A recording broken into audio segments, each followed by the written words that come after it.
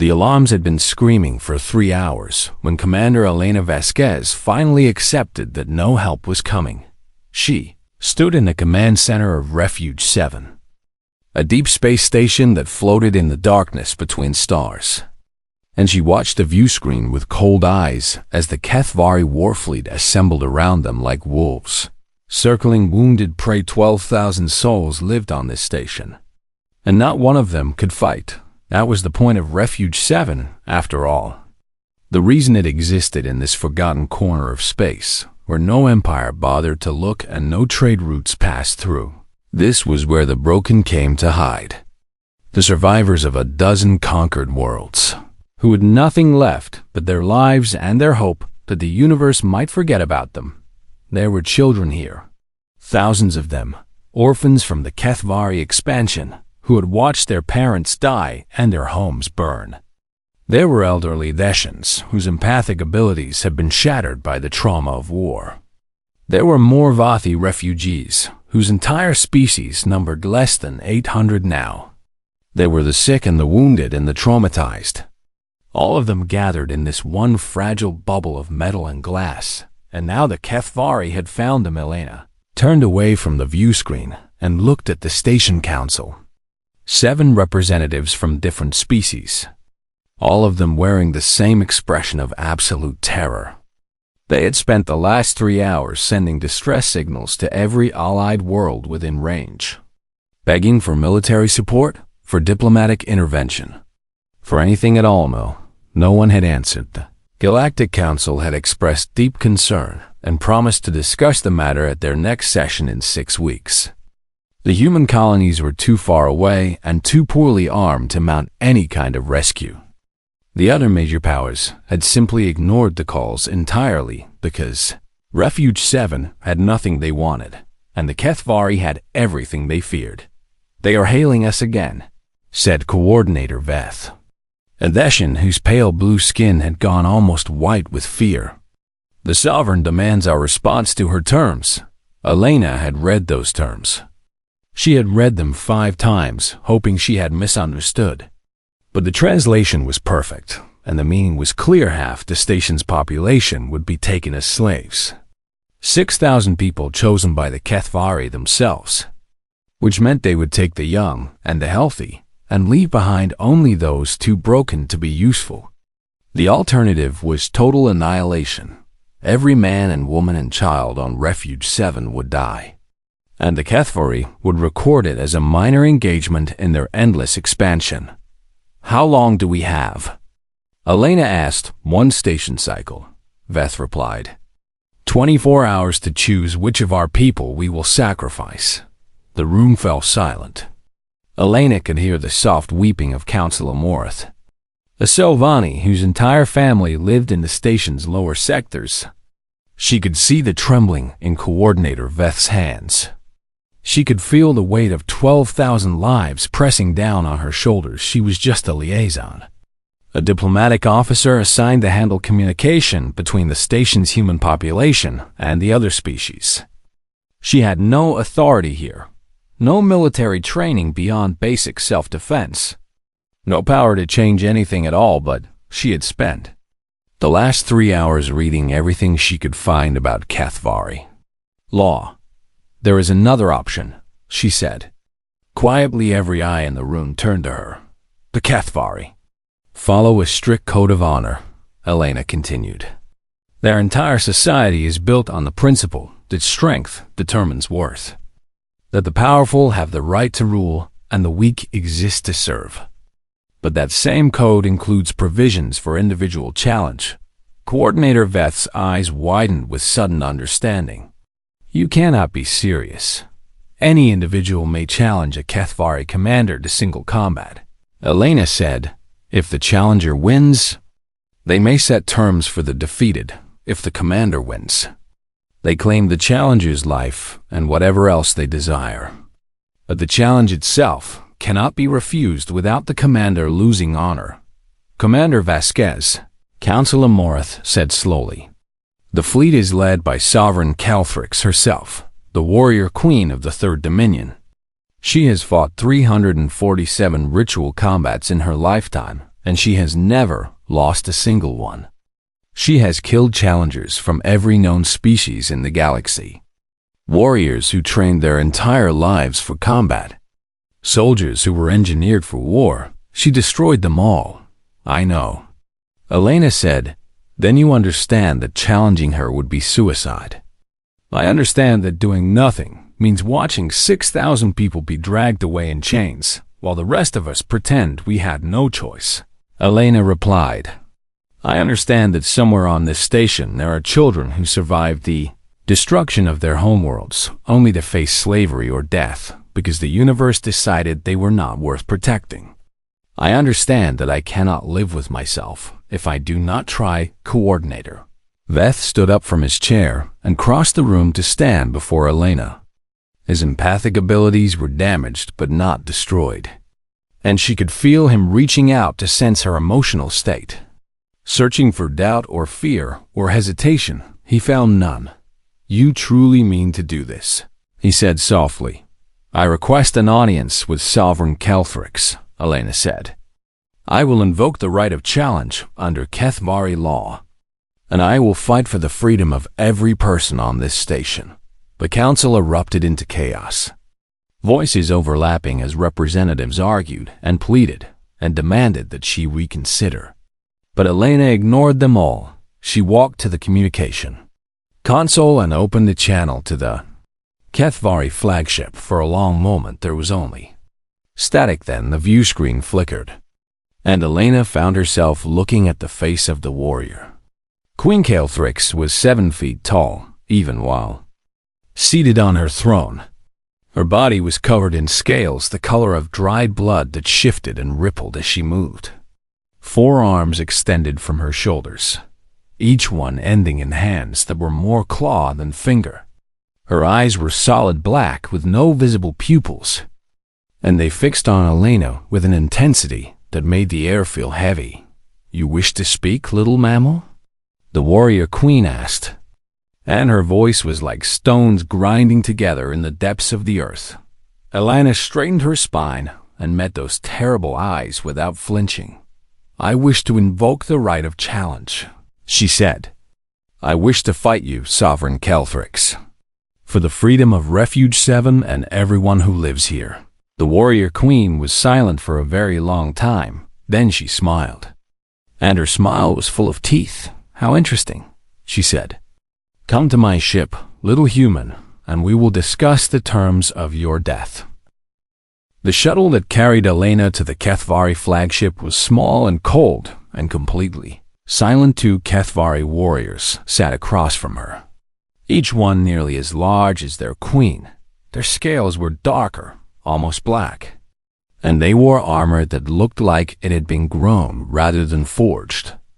They watched her with those empty black eyes, and they did not speak a single word for the entire journey. Elena kept her hands folded in her lap and her breathing steady, and her mind focused on what was coming. The flagship was called the Throne of Conquest, and it was the largest vessel Elena had ever seen. A mountain of metal and weapons that could have swallowed Refuge 7 whole and still had room for more. As the shuttle passed through the hangar bay, she saw hundreds of smaller warships lined up in perfect rows, each one capable of destroying a city. Each one just a fraction of the Kethvari war machine. The warriors escorted her through corridors that seemed to stretch forever, past doors that led to barracks and armories and chambers whose purpose she could not guess. Other Kethvari stopped to watch her pass, and she heard them making sounds that might have been laughter. Then they reached the ceremonial chamber. It was vast, so vast that Elena could barely see the far walls. The ceiling disappeared into darkness high above, and the floor was made of something that looked like polished bone. Pillars lined the chamber on both sides, and hanging from each pillar was a weapon. Thousands of weapons. Swords and spears and axes and blades. She had no names for weapons from every corner of the galaxy, each one taken from someone who had challenged the warrior queen and lost. Elena walked past them all, her footsteps echoing in the silence, and she did not let herself look away at the far end of the chamber. Sovereign Calfric sat upon her throne. The throne was made of bones. Hundreds of them fused together into a structure that was somehow both beautiful and horrifying. Skulls of a dozen different species stared out from its surface, and the warrior queen lounged among them like a predator resting after a successful hunt.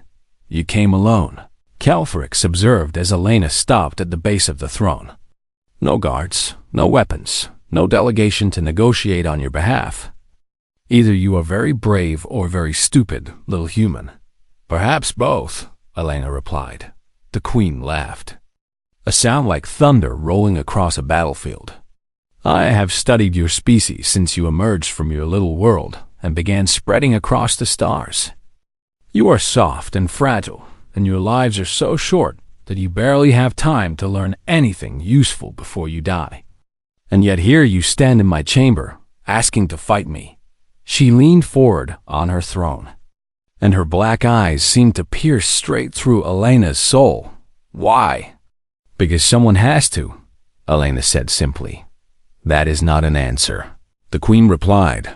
"My scouts have analyzed your station. You are not related to any of those refugees by blood or tribe or species. Many of them you have never even met.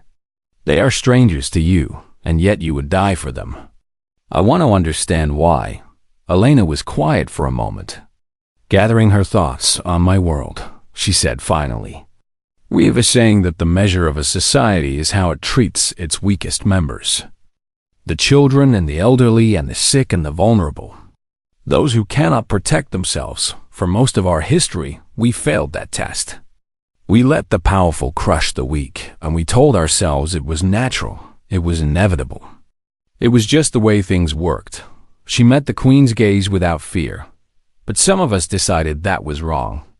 Some of us decided that true strength means using your power to protect those who have none.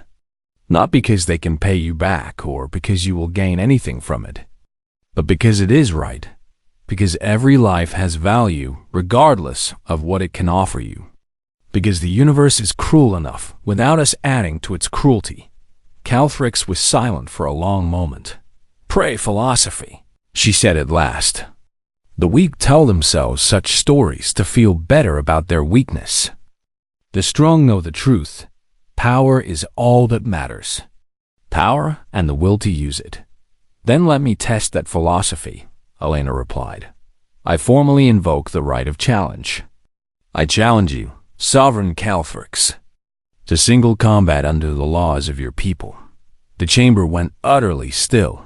Every Kethvari present turned to look at their queen, waiting for her response. And Elena could feel the weight of their attention like a physical pressure.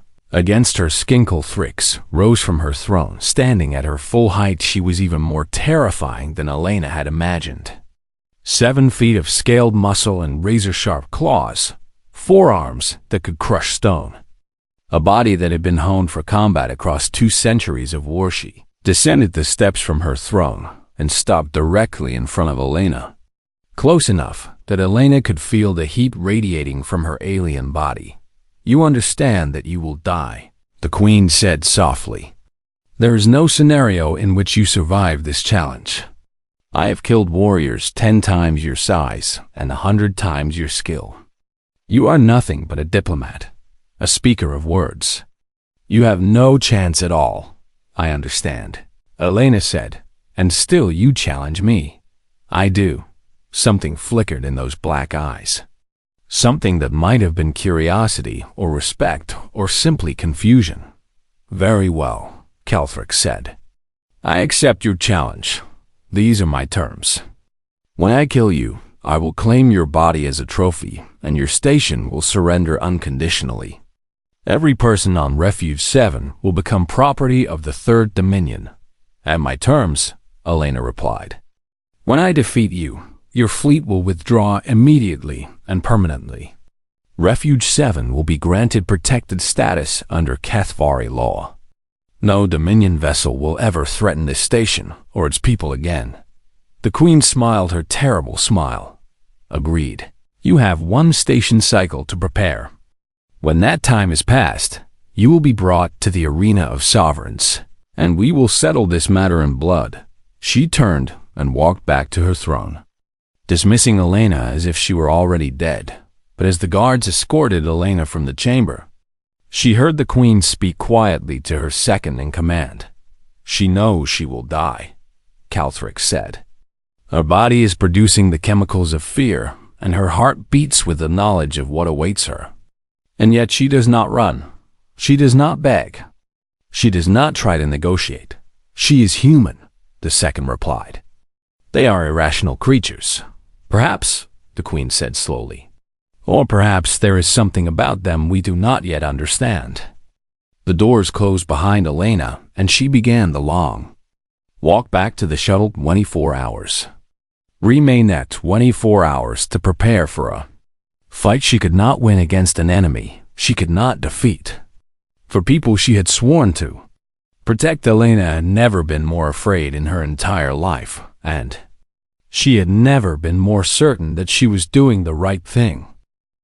Elena spent the first 6 hours reviewing everything known about HFY combat. She sat alone in her quarters with data screens floating around her, recordings of past challenges playing on loop, analyses of HFY physiology and fighting techniques. Everything the galactic database contained about the species that was about to kill her. Information was not encouraging. HFY were faster than humans by a significant margin. Their forearms gave them options in combat that no two-armed species could match. Their scales could deflect most bladed weapons and even some projectiles. They had redundant organs that allowed them to survive wounds that would be instantly fatal to humans. And their pain tolerance was legendary. Sovereign Calthrix was the deadliest of them. All she had developed a fighting style over 2 centuries that combined the best techniques of every species she had ever defeated. She could predict her opponent's movements before they made them. She could identify weaknesses in any defense and exploit them with brutal efficiency.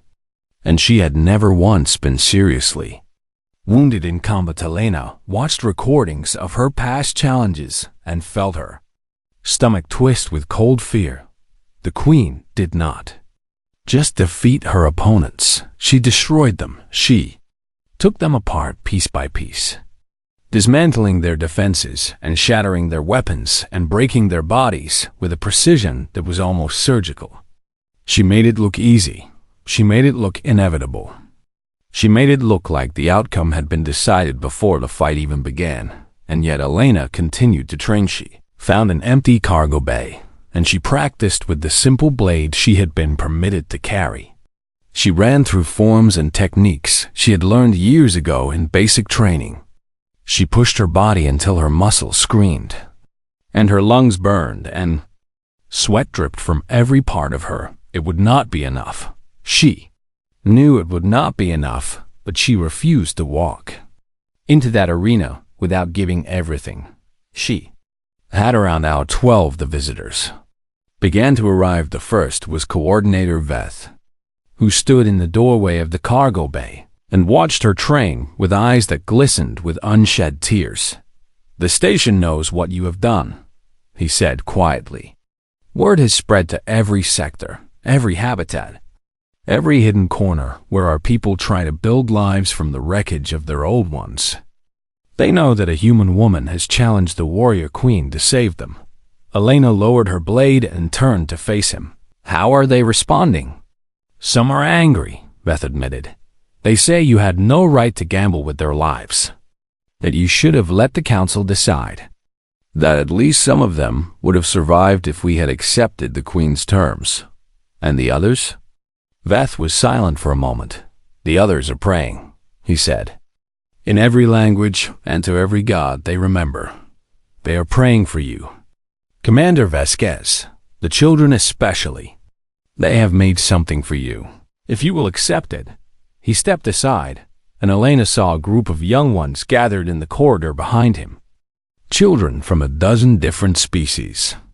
Some with scales and some with fur and some with skin in colors that humans could not name. They held something between them. A piece of fabric stretched across a frame. Elena walked toward them and knelt down so she could see it clearly. It was a banner. They had painted symbols on it. Icons and images from every culture represented on the station. Human stars and Deshan spirals and Morvathi geometric patterns, and dozens more she did not recognize. And in the center they had written words in the common trade language. SH stands for use. Elena felt something crack inside her chest. Something she had been holding together through sheer force of will. We made it together, said a small Salvani girl with silver skin and enormous violet eyes. So you would know that we are with you, even if we cannot fight beside you. Elena reached out and touched the banner gently. I will carry it with me, she promised. I will carry all of you with me. The children smiled at her with such hope in their eyes that Elena had to look away before they could see the tears forming in her own later that night. When the station had grown quiet and most of its people had gone to sleep, Elena sat alone in her quarters and recorded messages. For her family, she told her mother that she was proud to be her daughter, and that she was sorry for all the calls she had missed and all the visits she had postponed. She told her father that she finally understood why he had served in the military for 30 years and why he had never talked about the things he had seen. She told her sister to take care of their parents and to live a full and happy life, and to never let anyone make her feel small. She did not send the messages. She saved them in a file that would be transmitted automatically. If she did not return thence, she sat in the darkness and she thought about her brother. Marcus had been 12 years old when the raiders hit their colony. Elena had been 16, and she had hidden with him in a storage closet while the screams echoed through the corridors. She had held her hand over his mouth to keep him quiet. She had promised him that everything would be okay. She had sworn that she would protect him. The raiders found them anyway. They dragged Marcus out of that closet, and Elena had fought them with everything she had, scratching and biting and kicking.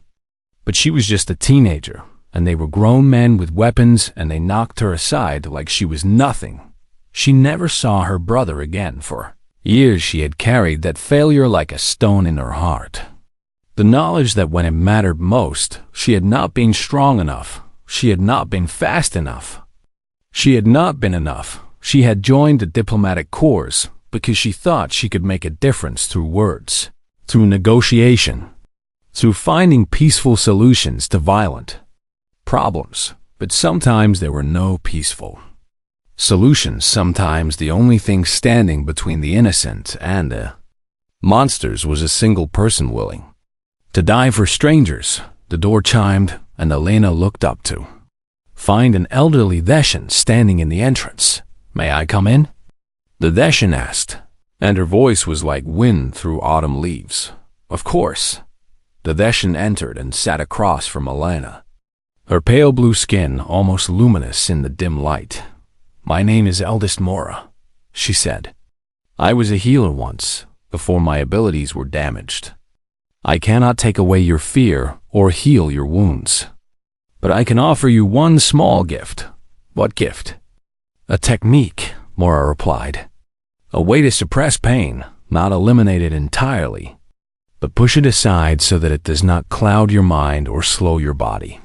It will not make you stronger or faster, but it may allow you to fight longer than your enemy expects. Elena leaned forward. Teach me. They spent the remaining hours together, the old healer and the young soldier, practicing a mental discipline that humans had never learned because humans had never needed it when the shuttle arrived. To take Elena to the arena, she felt almost ready. She stood in the airlock and looked back at the station one last time. The corridors were lined with people, thousands of them. Every species represented on Refuge 7 standing together in silence. They did not cheer or applaud. They simply watched her with eyes full of gratitude and grief and desperate, impossible hope. Elena touched the banner the children had made, now folded carefully against her chest. Then she stepped into the shuttle, and the door closed behind her, and she went to meet her death.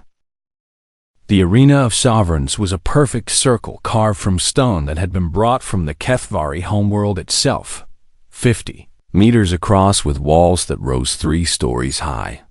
It was surrounded by tiered seating filled with thousands of Kethvari warriors who had come to watch their queen add another trophy to her collection. Their scales caught the harsh overhead lights and shimmered like a sea of blood, and the sound of their voices echoed through the chamber like distant thunder. Elena stood at one end of the arena, and she felt very small. The floor beneath her feet was stained with patterns that might have been decoration but were more likely the remnants of countless previous battles. The walls were marked with gouges and scratches from weapons that had missed their targets, and the air smelled of metal and something older, something that might have been death itself. At the far end of the arena, Sovereign Calthrix waited. The warrior queen had shed her ceremonial robes and wore only a simple harness across her torso that left her scales and muscles exposed. She carried no weapon because she did not need one. Her forearms ended in claws that could slice through steel, and her body itself was a weapon honed across 200 years of combat. She looked at Elena the way a predator looks at prey that has wandered too far from the herd. "You may still withdraw," Calthrix said, her voice carrying easily across the arena. "Kneel before me now, and I will grant you a quick death. Your station will still fall, but at least you will not suffer. I did not come here to kneel," Elena replied. The queen smiled. "Then come, little human. Show me what your species is made of." A horn sounded somewhere in the stands, and the fight began. Calthrix moved first, crossing the distance between them with a speed that Elena's eyes could barely follow. Her upper right arm swept down in a strike that would have taken Elena's head off if she had been standing still. But Elena was not standing still. She had studied the recordings, and she knew that the queen always opened with that same attack, a devastating blow designed to end the fight before it truly started. And so Elena was already moving, rolling to the side and coming up with her blade extended toward the queen's exposed flank.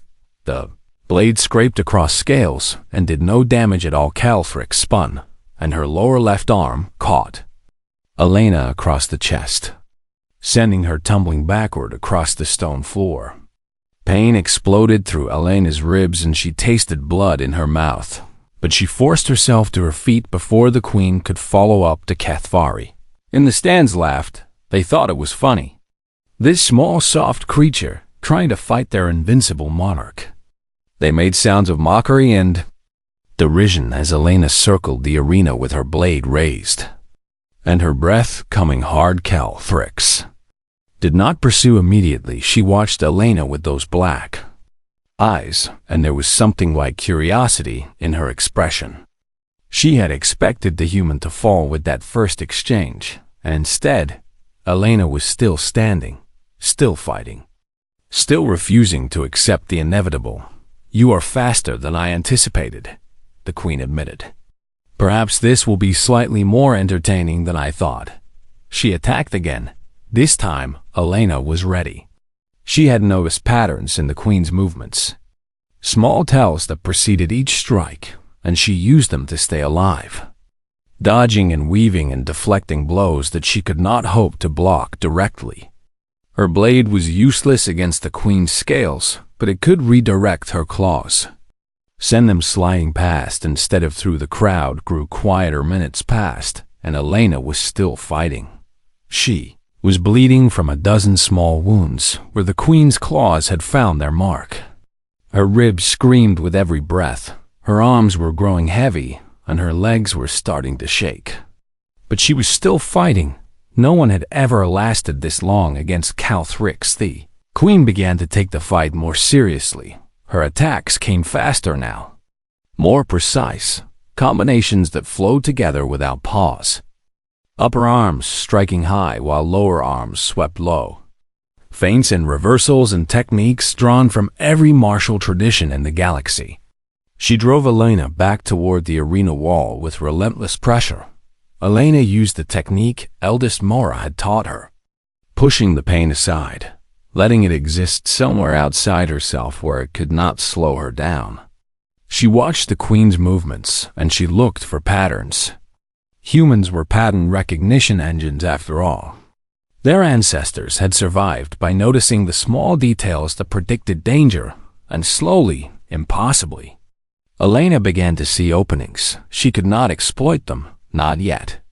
The queen was too fast and too strong, and Elena's body was failing her. But she could see them, moments when Calthrix left herself vulnerable. Instants when a perfectly timed strike might find its mark. Elena made a decision. She stopped trying to defend herself. The next time the queen attacked, Elena moved into the strike instead of away from it. She let the claws tear through her shoulder, and she used the momentum to spin inside the queen's guard. And for one perfect moment she had a clear line to the gap between the scales and Calthrix's throat. Her blade struck true. The queen staggered backward with blood running down her chest. The first wound she had suffered in over a century.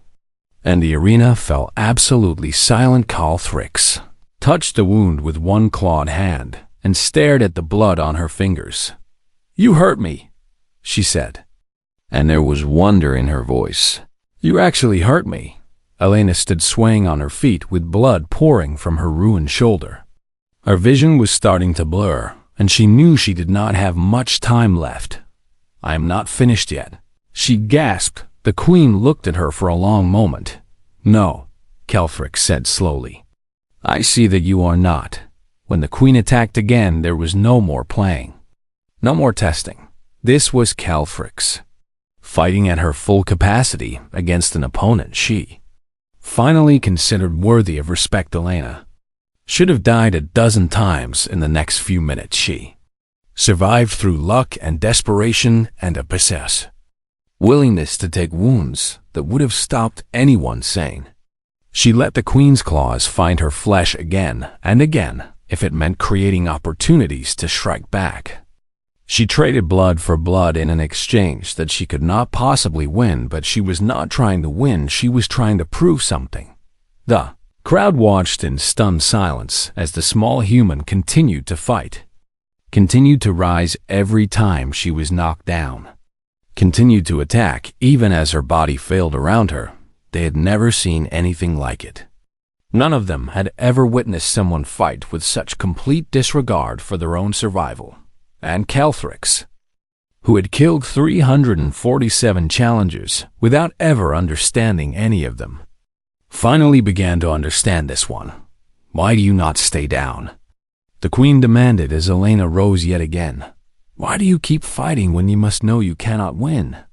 Elena looked up at her through eyes clouded with pain and blood. "Because they are watching," she said. "Because 12,000 people are watching this fight and praying that someone will stand for them. Because even if I die here today, they will know that someone tried, that someone thought their lives were worth dying for." She raised her blade with arms that could barely hold it. "I am not fighting to win," Elena said. "I am fighting so they never forget that this is what humans do. We stand for the people who cannot stand for themselves. And we do not stop until our hearts stop beating." Calthrix stared at her, and, for the first time in 200 years, the warrior queen felt something she did not recognize.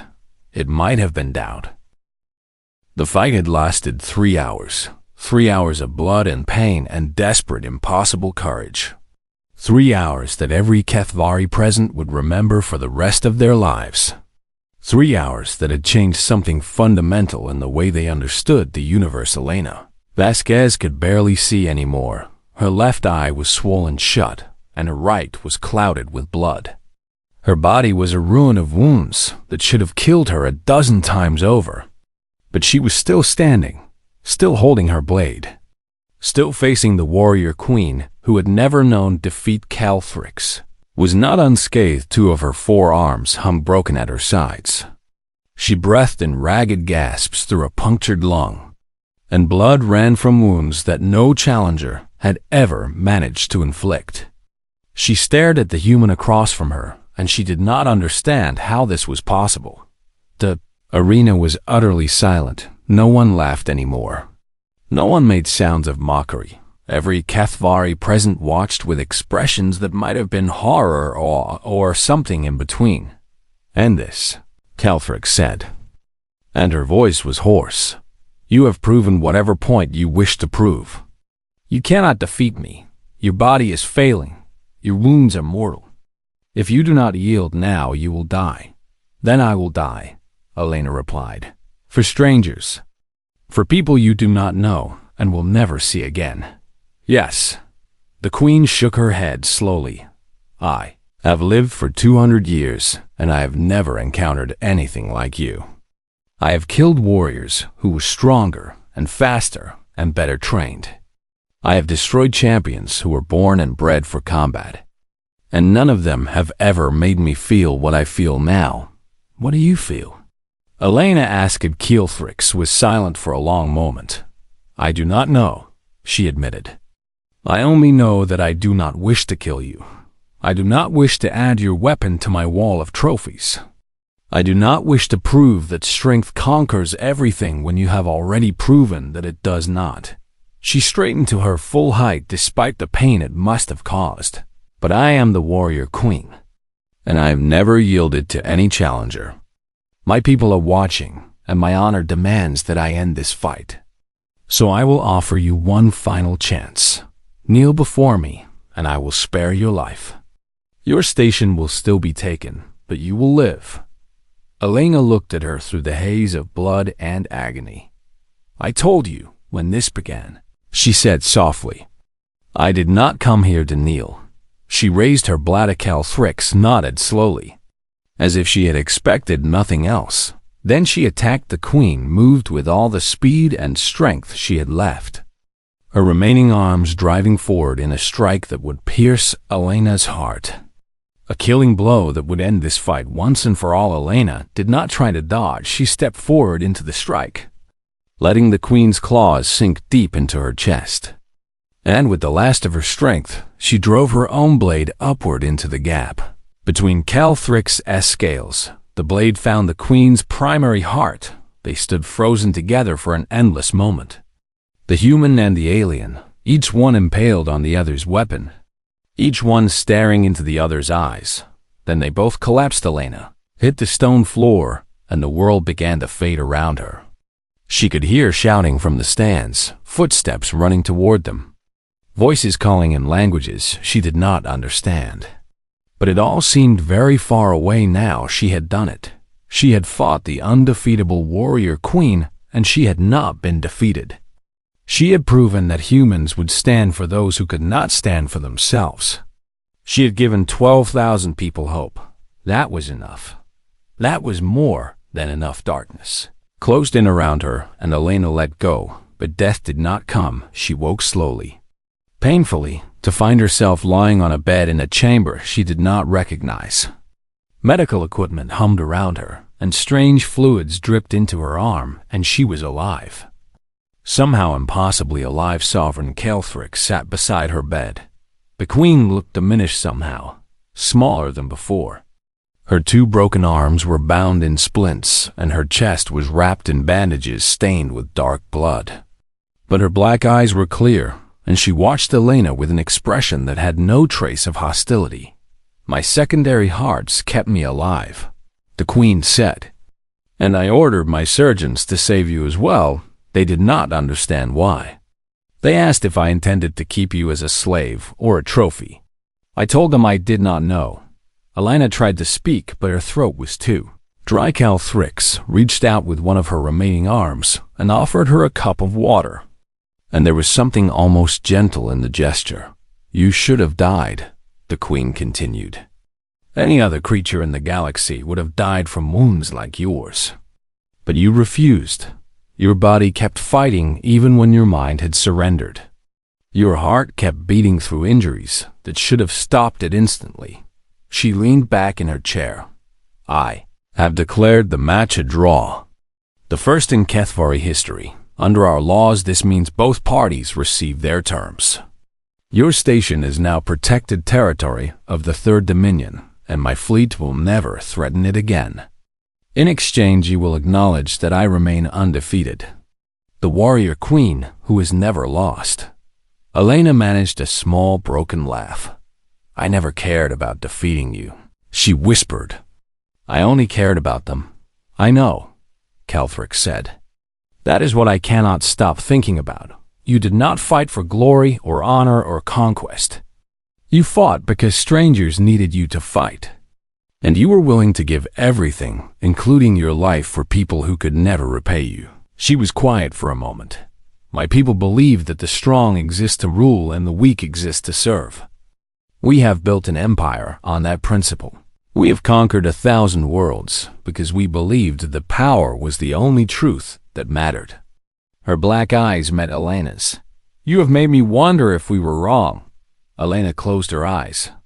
Good, she said softly. That is a start. Recovery took months. Elena was transferred back to Refuge 7, where the station's doctors did what they could for her broken body. She would carry scars for the rest of her life, and she would never move quite the same way again. But she was alive, and the station was safe, and that was all that mattered. The story spread across the galaxy news. Networks carried reports of the human who had challenged the warrior queen and survived. Diplomatic channels buzzed with speculation about what it meant for Cathvari relations. And on 100 different worlds, people who had never met Elena Vasquez spoke her name with something like reverence. On Refuge 7 itself, life slowly returned to normal. Children went back to their schools, and the families went back to their homes, and the refugees continued the long, slow work of rebuilding lives that had been shattered by war. But something had changed. In the way they walked and talked and looked at the universe, they had seen someone stand for them.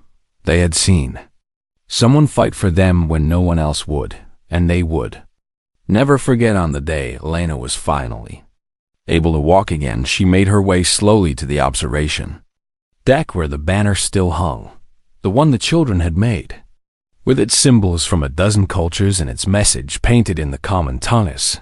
Stands for USA.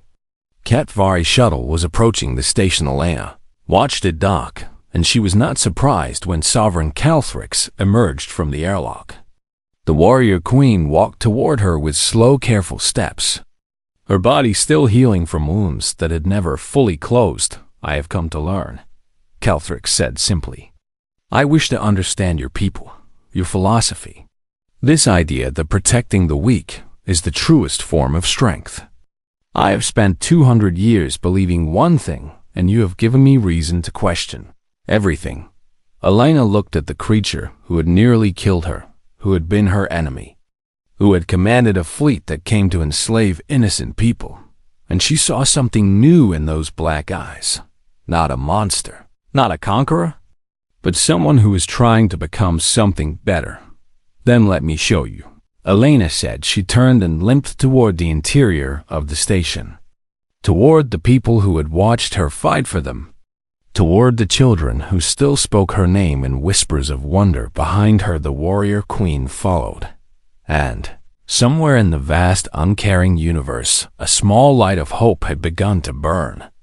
A light that would spread from world to world and species to species, carried by a simple story about a human who stood for those who could not stand for themselves. This was what it meant to be human, not strength of body or quickness of mind or mastery of technology, just the simple, stubborn willingness to stand between the darkness and the innocent, and to never, ever give up.